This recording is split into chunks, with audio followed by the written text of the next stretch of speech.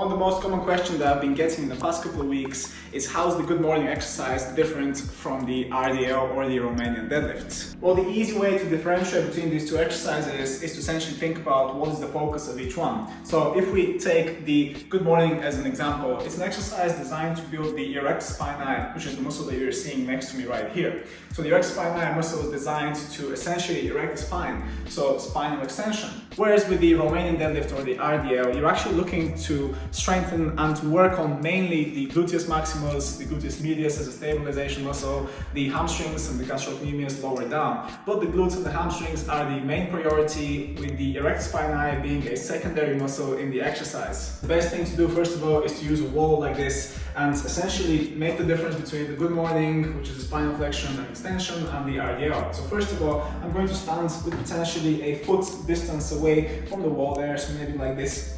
Now, the goal here with the RDL as an exercise is to create a hip hinge up until a point where your glutes are actually touching the wall behind you. So as you can see there, my knees are slightly bent and the movement is occurring only from my hips. As you can see, my lower back remains exactly the same as when I started. There isn't any change in my spinal position whatsoever. Everything up here is locked and the movement is only coming from the glutes and the hamstrings. The hamstrings are stretching, the glutes are stretching, and the moment when you hit the wall, they're going to activate and push you forward.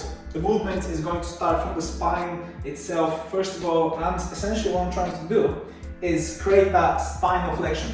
And as you can see, my glutes are actually very far away from the wall, and this way I'm limiting my hip hinge as much as I can. So if I had like some sort of a weight in front of me, because I don't really like having the barbell on my neck because it doesn't really feel very comfortable, I like to have the weight in front of me like this. So if I'm doing it with a barbell, first of all my chin goes down, then thoracic spine follows, and then finally my lumbar spine follows up until a point where I'm as low as this, for example, and then from here lumbar spine leads, thoracic spine follows, cervical spine finishes. And finally, we're going to use the trusted barbell here to create the movement just so you can see it in a real life situation. So just like I said a couple of seconds ago, knees are slightly bent and I'm going for the RDL and pushing my hips back into that hip hinge and getting to a point where I can't really go any lower down. My toes are starting to come off the ground, so I'm trying to really pinch them down towards the floor. I'm going to engage my glutes, push forward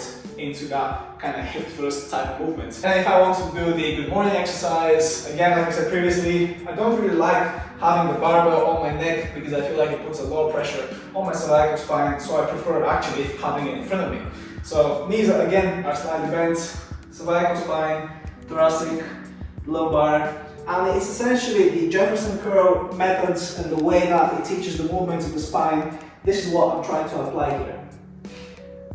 So if you want to really protect your spine and build the strengths of your glutes, hamstrings, erector spinae, you want to make those two exercises into different types of movements and really focus your execution and technique into feeling the activation in them separately when you're doing either the good morning or the Jefferson curl and the RDL and any kind of types of deadlift.